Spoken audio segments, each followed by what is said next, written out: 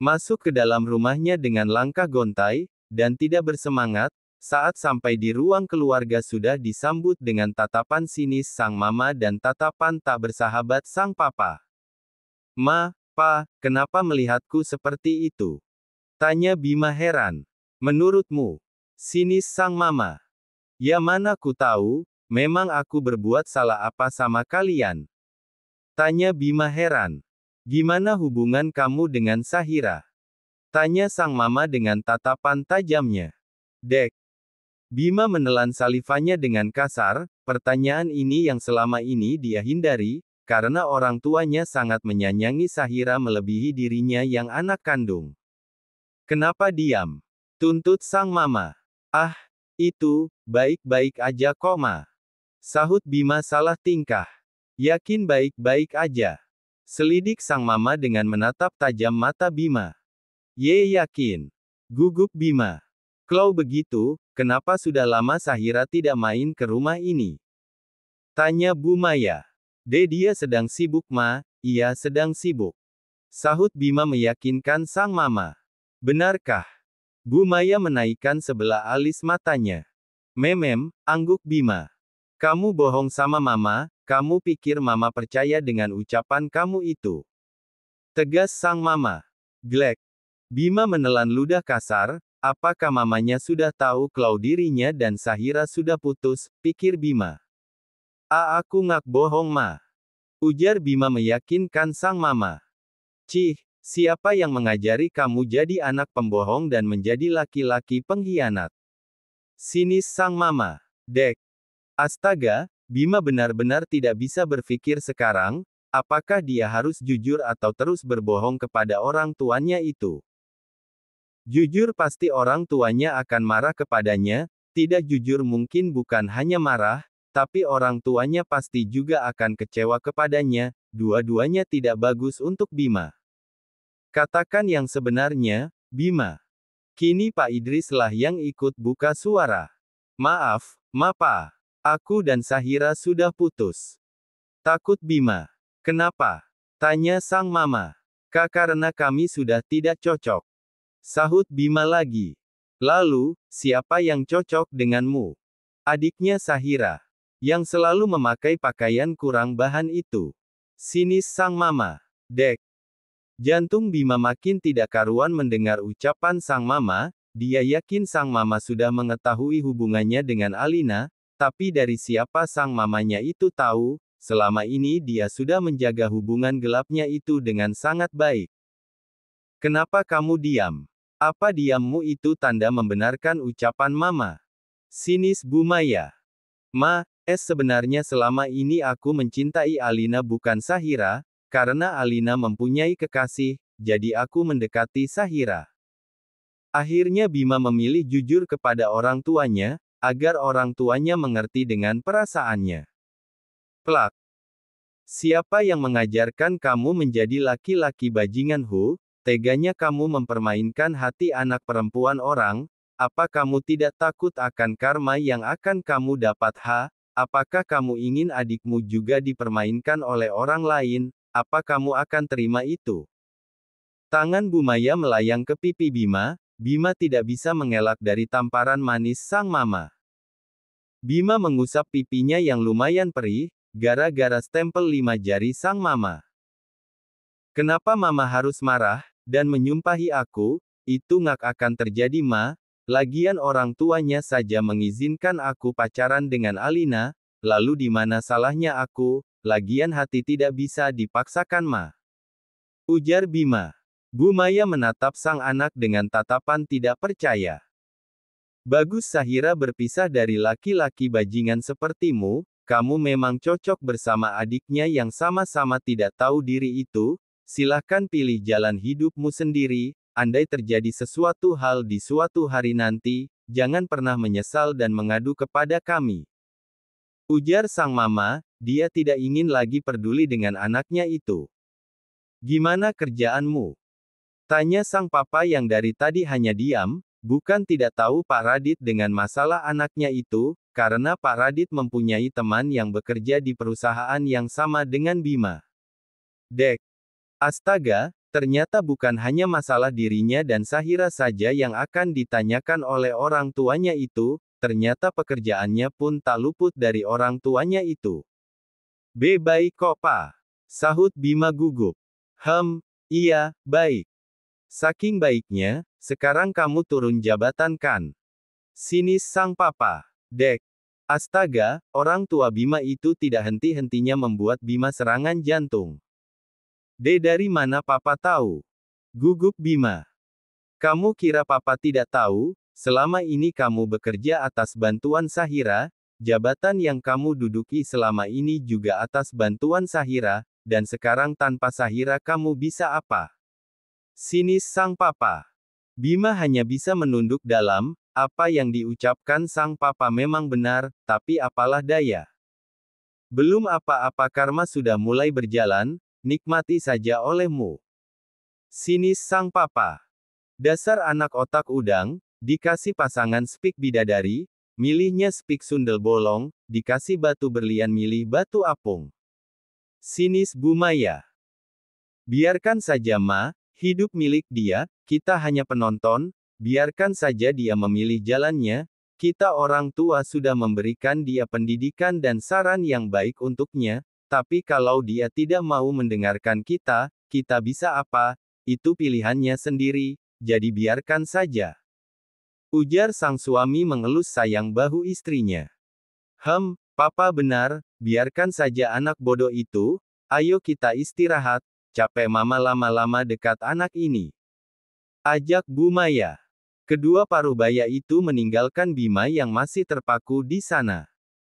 Ini semua gara-gara Sahira, kenapa dia tidak mau membantu gue, kalau dia bantu gue nggak akan turun jabatan seperti ini, dasar perempuan si akan, gara-gara dia gue jadi dimarahi orang tua gue. Gumam Bima dengan tidak tahu dirinya. Alina membuang nafasnya dengan kasar. Kenapa kamu? Tanya Bu Hana yang aneh melihat tingkah anak gadisnya itu. Aku kesel banget hari ini Ma. Keluh Alina. Kesal kenapa? Ujar Pak Bram ikut nimbrung. Mas Bima diturunkan pangkatnya, gara-gara kakak ngak mau bantu pekerjaan Mas Bima lagi. Keluh Alina. Waduh, kalau pangkat Bima diturunkan bagaimana itu? Otomatis gajinya pasti turun juga. Pekik Bu Hana. Begitulah. Keluh Alina tak bersemangat. Lagian ini si Sahira ini kenapa suka sekali membuat orang susah sih? Gerutu Bu Hana tanpa mikir. Papa dengar-dengar perusahaan tempat Sahira bekerja itu pemiliknya akan muncul sebentar lagi, yang papa dengar dia masih muda. Ujar Pak Bram yang entah apa maksudnya memberitahukan itu kepada anaknya, padahal tidak ada sangkut pautnya sama Alina. Serius? CEO Dirgantara Group itu akan muncul? Pekik Alina berbinar cerah. Angguk Pak Bram. Semoga saja papa diundang saat pesta ulang tahun perusahaan itu, dan aku ikut sama papa. Semangat Alina menaik turunkan alisnya. Tentu saja papa akan mengajakmu. Kekeh Pak Bram. Jangan bilang papa ingin memperkenalkan Alina sama CEO itu. Tebak sang istri dengan senyum mengembang di bibirnya. Apa salahnya, anak kita ini masih single belum punya ikatan yang berarti, bukankah memilih yang terbaik itu lebih bagus? Kekeh Pak Bram tanpa perasaan. Benar itu, siapa tahu CEO itu menyukai Alina, dan Alina menjadi istrinya, dan aku kecipratan jadi salah satu manajer di perusahaan itu.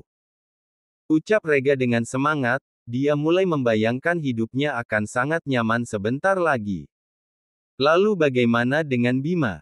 Tanya sang mama yang masih ingat dengan laki-laki pengkhianat itu. Ngapain sih mikirin dia, jabatannya saja sudah turun, dan pasti gajinya juga akan kecil seperti dulu, mana mau aku hidup dengan uang pas-pasan. Keluh Alina tidak suka. Kamu benar, sayang. Selagi bisa kamu harus cari pria tampan dan mapan yang bisa menghidupi kamu dan kami ini orang tuamu, kamu itu cantik, pasti banyak laki-laki yang suka sama kamu. Kekeh sang mama. Tuh, mama tahu. Kekeh Alina tersenyum pongahnya. Sementara itu sepasang suami istri yang sedang dimabuk asmara itu, sedang bergumul cantik di kamar mewahnya. Maaf ya sayang, Mas selalu membuat kamu kecapean. Ucap Galang penuh sesal, yang tidak bisa menahan naas teris Sunya saat berduaan dengan sang istri. Sahira tersenyum lembut dan menangkup kedua pipi suaminya yang masih betah berada di atas tubuhnya itu. Aku malah senang bisa melayani Mas, jadi tidak perlu minta maaf, bukankah ini ibadah untuk kita? Ucap Sahira dengan tersenyum manis. Tentu saja tingkah Sahira yang seperti itu membuat Galang menjadi gemes dan semakin cinta. Kamu sungguh istri yang sangat pengertian, sayang. Bukan hanya cantik, kamu juga pintar memanjakan perut dan bawah perut suamimu ini. Keke Galang mencium Sahira bertubi-tubi. Hahaha, geli Mas. Ucap Sahira terbahak-bahak. Besok kita fitting gaun pengantin ya. Ajak Galang. Emang perlu ya Mas?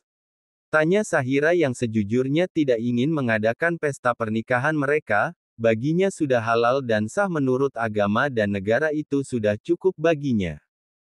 Tentu saja perlu, sayang. Mas ingin mengumumkan kepada dunia, bahwa kamu adalah nyonya muda Dirgantara. Ucap Galang sungguh-sungguh. Dirgantara. Bingung Sahira yang tidak mengerti. Galang tersenyum lembut, dia memang belum memberi tahu siapa dirinya sebenarnya kepada sang istri. Galang mengambil kedua tangan sang istri, dan digenggam lembut oleh Galang.